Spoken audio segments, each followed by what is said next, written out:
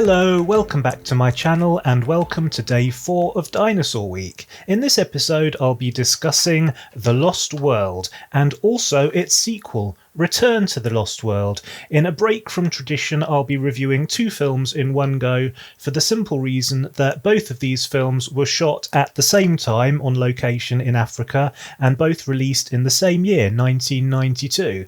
And they were both made by the same people, the same director, the same cast and the same crew. In fact, the only difference between the 2 films is that they each had a different writer. But as far as I can tell, that is the only difference, and it may or may not be significant. We'll get to that later. But this is my review for Lost World and Return to the Lost World, released in 1992. The first film was kind of clunky to my way of thinking. It felt phoned in, it was ponderously slow, and it lacked production values, aside from the fact that it had been filmed on location in Africa. And the dinosaurs were abysmal, and very few and far between. In fact, the whole film felt pretty much like a bridge to the sequel and nothing more. There was only one scene in the whole film that I really liked. This scene happened early on in the film when John Rhys-Davies and Eric McCormack got into a bit of fisticuffs and a policeman intervened. It was funny for the simple reason that the scene took place in Professor Challenger's house and the policeman just happened to be there indoors waiting to break up the scrap. There was no reason or explanation for a policeman having been inside the house, and it made me wonder, what, does this policeman live inside a cupboard or something? How does he go to the toilet? Does he shit in his hat? It was a really very strange scene. They got into fisticuffs, fell down the stairs, and there was a policeman inside the house waiting to tell them off. And then he departed, and that was a funny scene. It was the only time I laughed during the whole film. I was laughing for the wrong reasons, of course. It was unintentionally funny, but it was really the only levity in what was otherwise a very dull and insipid film. By contrast, film 2, Return to the Lost World, was actually far more entertaining. It had a better pace and it seemed more soulful. It felt that they actually cared about the story they were telling. In fact, it felt that they'd reserved all of their efforts and all of their energies for the second film, and really they'd gone through the motions of making the first film just to get them to the second film.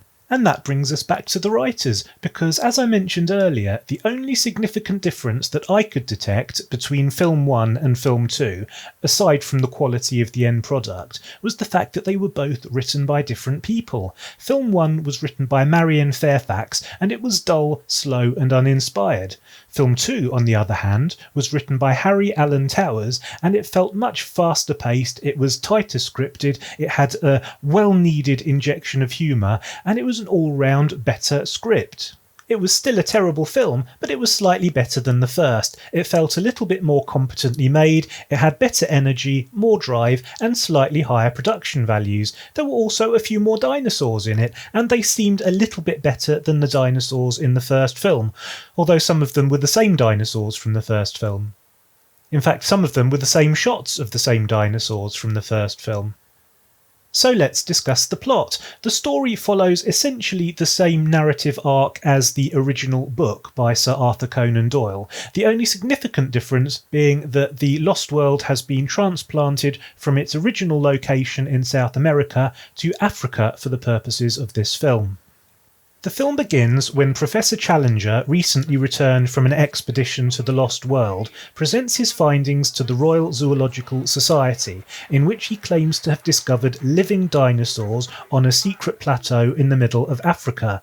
The stuffy old gits at the Royal Zoological Society are naturally very sceptical, and Challenger's most vocal critic, Professor Summerlee, is downright hostile. After lots of toing and froing and insults back and forth, it's generally agreed that Summerlee will lead a new expedition to the Lost World in order to specifically disprove Challenger's discovery. An eager young journalist volunteers to join the expedition with the intention of documenting their findings, along with a wealthy and mysterious heiress who wants to photograph the expedition, and a plucky young urchin who, as it happens, is probably the most interesting character in this version of the story.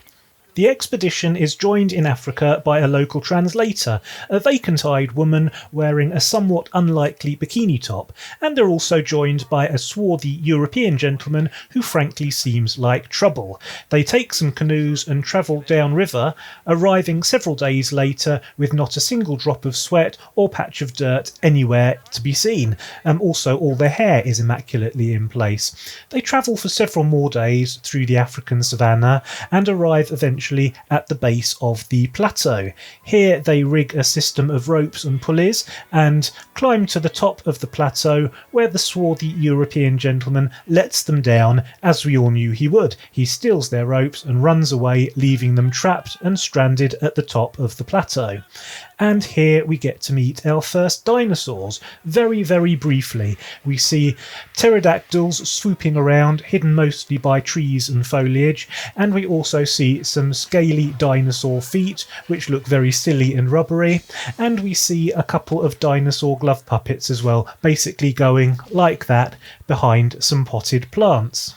The dinosaurs in this film are even worse than the ones in The Land That Time Forgot, even though that film was made nearly 20 years earlier. After their brief encounter with these less than convincing dinosaurs, the explorers meet some scary skeleton men, and then they meet a friendly local tribe who live on the top of the plateau and are friends with the dinosaurs. And it transpires that the dinosaurs are suffering from a mysterious illness. They're dying, and the only thing that can save them is a plant-based remedy. Unfortunately, the plants that they need for this remedy are struggling to thrive. Luckily, the expedition has two scientists along, and one of them, Professor Summerlee, who had previously been kind of an obnoxious bastard, turns out to be a good guy after all, because he invents an ingenious irrigation system to help water the plants and make them flourish, and the local tribe naturally are very, very grateful. So grateful, in fact, that they agree to help the explorers off the top of the plateau by leading them through a series of secret underground caves. In addition to facilitating the expedition's escape from the plateau through this hidden system of caves, the tribe leader also manages to extract a promise from them, the promise to return for the sequel. And the sequel begins a year or so after the first film concluded. A villainous oil tycoon has set up shop on top of the Lost World plateau and has built an oil drilling platform right in the middle of dinosaur territory. And if any dinosaurs happen along, then he kills them and seems to enjoy it. He's an evil, villainous, nasty baddie, and we hate him. It also makes absolutely no sense that he would choose to drill for oil at the top of a rocky plateau rather than at ground level, where he would have to drill through considerably less bedrock. Naturally, the chief of the friendly tribe from the first film is less than impressed at this rape of his local habitat, and when the villainous oil tycoon murders a dinosaur right in front of him, he raises a protest, with the result that the villainous oil tycoon tries to murder him. Luckily, he survives. The local villagers rescue him, and a friendly missionary treats his wounds and nurses him back to health. And of course, the first thing they do is send a telegram to Professor Challenger, Professor Summerlee, and the original expedition members, reminding them of their promise and asking them to come back to Africa and help save the dinosaurs. Challenger and Summerlee are feuding again, but they agree to cooperate for the sake of the dinosaurs and the friendly tribe, so the whole original expedition team returns once more to Africa.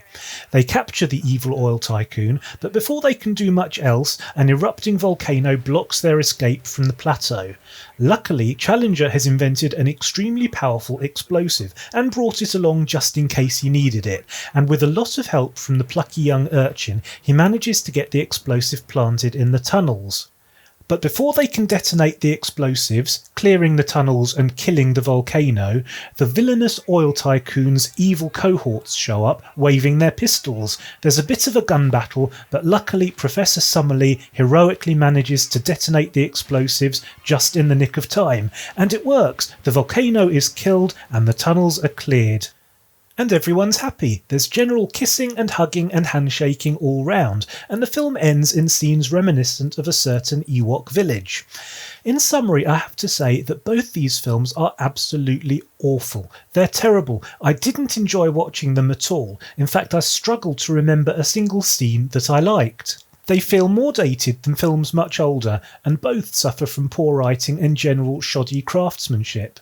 The sequel is slightly better than the first film, and it does seem that a little bit more care was taken with this one, but overall they're both lazy and uninspired and signal the end of an era of dinosaur movies. It was a chore to watch them, and to be honest, the only reason I was able to watch till the end was for the purposes of this review. You're very welcome. So why bother? Well, these are significant films in the scheme of things, at least by my reckoning, because the next dinosaur film released just the following year was Jurassic Park, which ushered in a whole new era of filmmaking. And on that note, I think we'll call it a day. Thank you very, very much for watching. I hope you enjoyed it. If you did, you know what to do. Please hit the subscribe button, hit the like button, drop me a comment, and I'll see you next time. See you later.